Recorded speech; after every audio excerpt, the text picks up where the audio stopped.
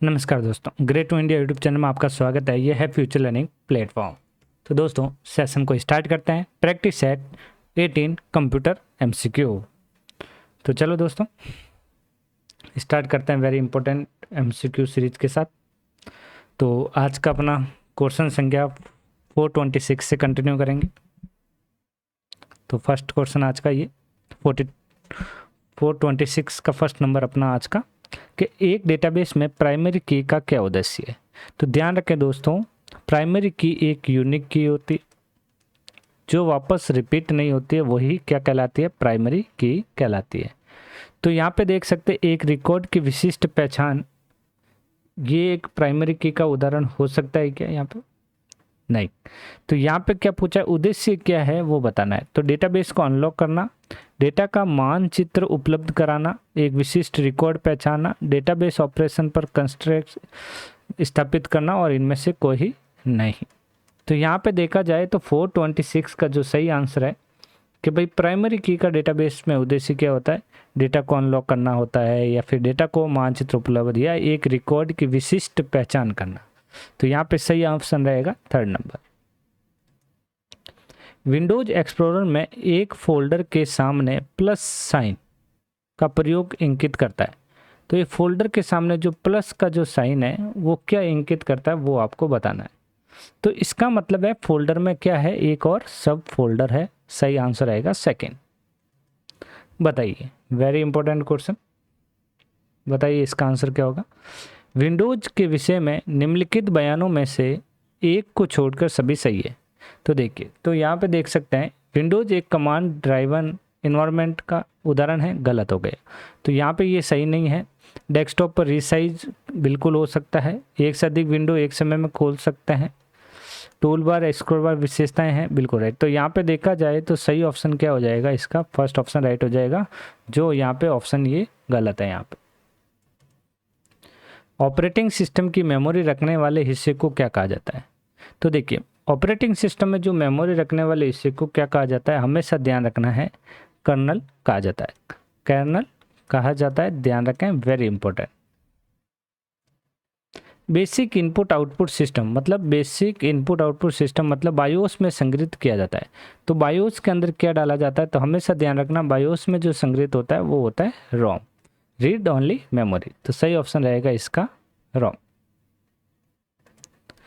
बताइए, निम्न में से कौन सा एक टावर नहीं है। तो यहाँ पे जो एक टावर नहीं है वो बताना है। तो सीपीयू एक टावर, मदरबोर्ड एक टावर है, लेकिन पेरिफेर एक टावर नहीं है। ध्यान रखना है, यहाँ पे सही ऑप्शन रहेगा थर्ड नंबर। नेक्स्ट, किसी वर्कशीट पर क्षैतिज और ऊर्ध्वाधर लाइन है, मतलब यहाँ पे हॉरिजेंटल और वर्टिकल जो लाइनें होती है उसे क्या कहा जाता है वो बताना है।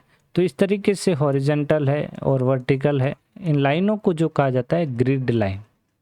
कौन सी लाइन कहा जाता है, ग्रिड लाइन कहा जाता है। सही ऑप्शन रहेगा फोर्थ नंबर। आमतौर पर सार्वजनिक स्थानों पर, ध्यान रखें, आमतौर पर सार्वजनिक स्थानों पर इंफॉर्मेशन प्रदर्शित करने के लिए क्या प्रयोग किया जाता है। तो इन्फॉर्मेशन मतलब यहाँ पे सूचना प्रदर्शित करने के लिए जो प्रयोग किया जाता है वो टच स्क्रीन कियोस्क प्रयोग किया जाता है। किस कुंजी को एक विशिष्ट कार्य, ध्यान रखें, विशिष्ट कार्य करने के लिए एक और कुंजी के संयोजन के साथ उपयोग किया जाता है। मतलब जैसे जैसे कंट्रोल की है, ऑल्ट की है, जैसे शिफ्ट की है, इनके साथ क्या होगा, एक अदर की और साथ में ऐड करनी पड़ती है। उस की का क्या नाम है वो बताना है। तो यहाँ पे उस की का जो नाम है वो है कंट्रोल की। इसमें कौन सी आ गई, कंट्रोल। फैक्स मशीन और इमेजिंग सिस्टम उदाहरण है। तो फैक्स मशीन एक स्कैनिंग डिवाइस होता है। तो यहाँ पे देखा जाए तो सही ऑप्शन रहेगा थर्ड नंबर। एक क्या है, तो वैसे यहाँ पे देख सकते हैं फैक्स मशीन जो है एक स्कैनिंग इमेजिंग सिस्टम, दोनों पूछा है। तो यहाँ पे क्या देख सकते हैं, ये जो सही आंसर रहेगा एक इनपुट की कैटेगरी में है, इनपुट और आउटपुट की कैटेगरी में काउंट किया जाता है फैक्स मशीन और इमेजिंग सिस्टम का उदाहरण जो होता है। तो यहाँ एक स्कैनिंग डिवाइसेस होता है। MP3 क्या है, बताइए। MP3 क्या होता है। MP3 जो होता है एक ऑडियो का फाइल एक्सटेंशन है। तो सही ऑप्शन होगा थर्ड, एक ध्वनि प्रारूप। एक प्रक्रिया जो कई कंप्यूटर को एक ही आईपी एड्रेस का उपयोग और इंटरनेट से उनकी रियल आईपी एड्रेस को छुपाने के लिए अनुमति देता है। तो यहाँ पे जो छुपाने के लिए जो अनुमति देता है वो कौन सा होगा, यहाँ पे ध्यान रखना है, नेट। कौन सा होगा, नेटवर्क एड्रेस ट्रांजैक्शन। सही ऑप्शन रहेगा second.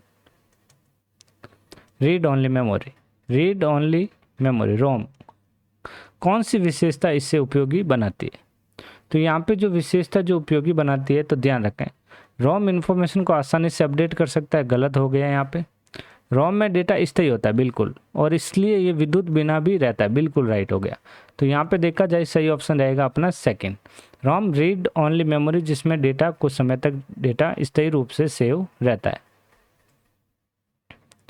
Data representation number system पर आधारित है, जो सभी डेटा का रिप्रेजेंटेशन करने के लिए 2 नंबर का उपयोग करता है। तो यहाँ पे जो 2 नंबर का उपयोग करता है वो होता है 0 और 1। इस 0 और 1 को क्या कहा जाता है, बाइनरी। सही ऑप्शन रहेगा फर्स्ट।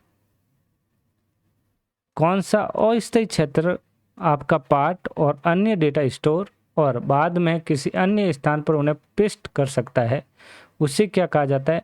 हमेशा ध्यान रखना, क्लिपबोर्ड कहा जाता है, जिसके अंतर्गत कट, कॉपी और पेस्ट और फॉर्मेट पेंटर शामिल होता है।